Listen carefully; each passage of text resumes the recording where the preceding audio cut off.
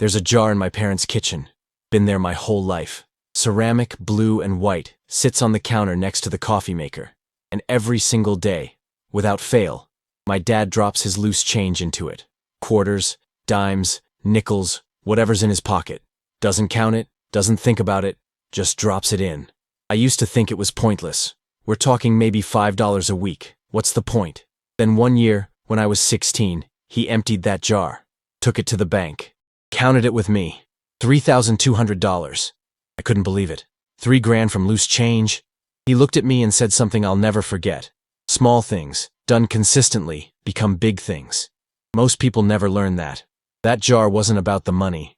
It was about the principle, the habit, the discipline of saving even when it seems insignificant.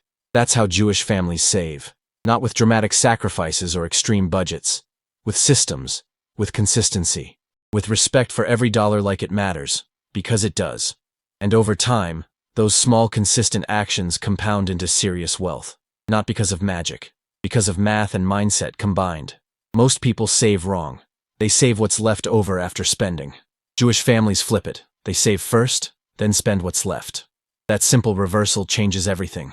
Today I'm breaking down exactly how Jewish families approach saving differently. Not tips or hacks. Fundamental principles that make money grow faster because they're rooted in behavior, not just numbers. 5 specific approaches that transform saving from a chore into a system that runs automatically. Some of this will feel uncomfortable. All of it works. But first, where in the world are you watching from? Drop your city in the comments.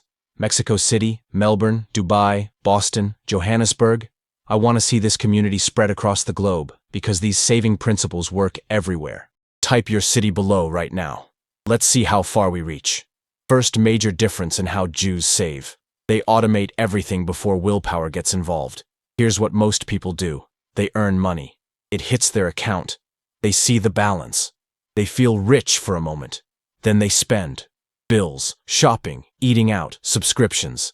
And at the end of the month, if there's anything left, maybe they save it. But there's never anything left. That's not a character flaw. That's human nature. Money in your account feels available. Your brain wants to use it. Jewish families learned this centuries ago. Don't rely on willpower. Remove the choice entirely. My parents set up automatic transfers the day after payday. Money moves to savings before they see it, before they can spend it, before their brain even registers it as available. It's called paying yourself first. And it's not optional. It's the first bill, the most important one.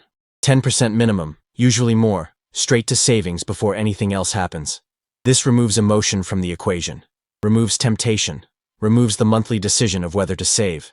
I started doing this at 22, automated 15% of every paycheck to savings. And you know what happened? I forgot about it, seriously. After 2 months I stopped noticing. I lived on what remained, adjusted my lifestyle to fit. And when I checked that account a year later, I had more money saved than I'd accumulated in the previous 5 years combined. Not because I earned more, because I removed the decision. Automation beats motivation every single time. Second way Jews save differently. They have specific money for specific purposes. Most people have one savings account, maybe 2. Checking and savings, that's it. But Jewish families treat savings like a filing system. Separate mental accounts for separate goals.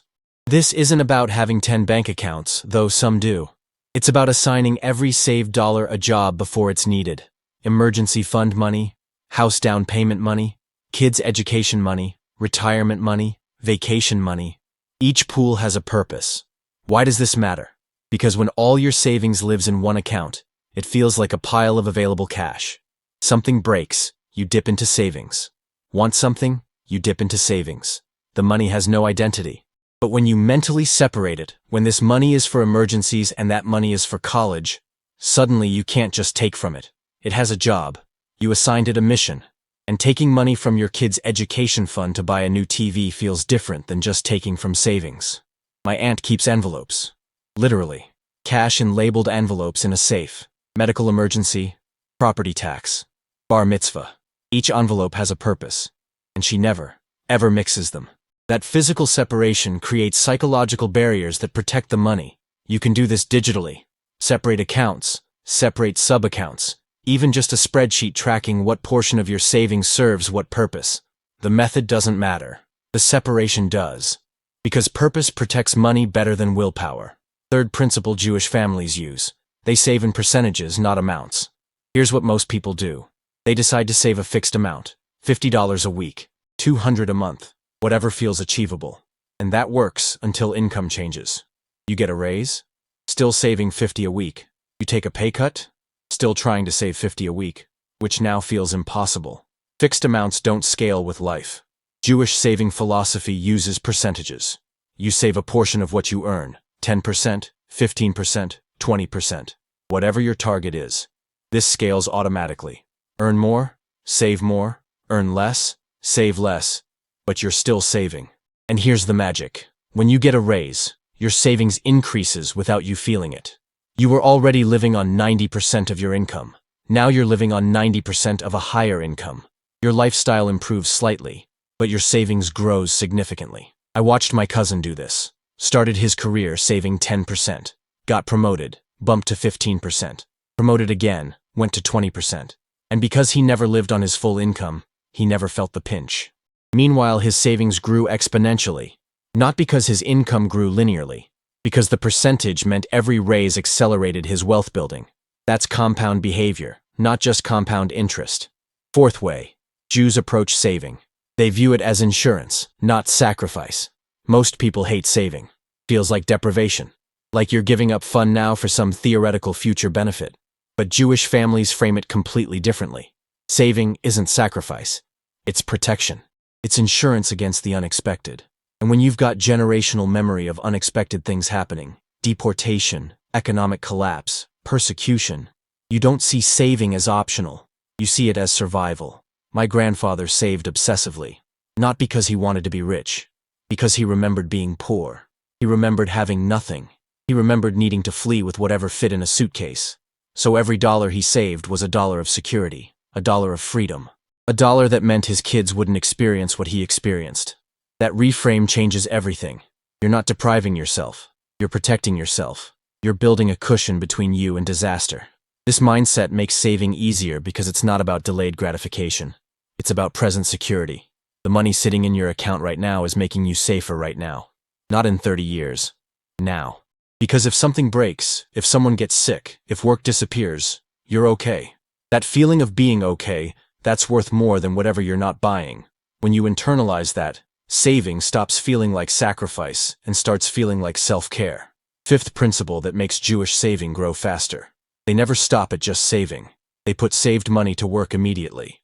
This is what most people miss. They save money. It sits in a checking account earning nothing. Maybe a savings account earning 0.5%, and inflation quietly eats it. They're saving in nominal terms, but losing in real terms. Jewish families understand this. Money saved is step 1. Money invested is step 2. And step 2 happens fast. The emergency fund stays liquid, 3 to 6 months expenses in cash, but everything beyond that? It gets deployed. Index funds, bonds, real estate, investment accounts. Whatever matches their risk tolerance and timeline. Because cash is safety, but invested money is growth. And growth is what turns saved money into generational wealth. My parents saved aggressively in their 30s. But they also invested aggressively. Every dollar beyond their emergency fund went into index funds. And over 30 years, that money didn't just save, it multiplied. This requires financial education. You can't invest what you don't understand. So Jewish families study. They read. They learn. They ask questions. They make informed decisions about where saved money goes. Not speculative bets. Not gambles. Boring, steady, long-term investments that compound. That's how saving becomes wealth. Not by hoarding cash. By deploying it intelligently once you've saved it. Let me tie this together. Jewish saving works faster not because of higher income or secret accounts. It works because of systems that remove human error. Automation beats willpower. Separation creates purpose. Percentages scale with income. Insurance framing removes resistance. An investment multiplies what saving accumulates. These aren't tricks. They're principles. Principles that turn average earners into wealthy families over time. You don't need to be Jewish to adopt this. You need to be systematic. Automate your saving before you see the money. Assign every dollar a purpose so it's protected. Save percentages that grow with your income. Reframe saving as security, not sacrifice. And invest what you save so it compounds. Do this consistently for decades, and you'll build wealth that seemed impossible at the start. Now here's what I need from you. Tell me in the comments, what's your biggest obstacle to saving right now? Not enough income, too many expenses, lack of discipline, don't know where to start? Be honest. Because this community helps each other solve real problems, not theoretical ones. Drop your answer now. Let's troubleshoot together. Hit that like button because it spreads this message to people drowning in spending cycles who need to see there's another way. Subscribe because the next video reveals a Jewish wealth concept that sounds selfish, but creates more generosity than any other approach. It challenges everything about giving, community, and building wealth simultaneously. You won't expect where this goes.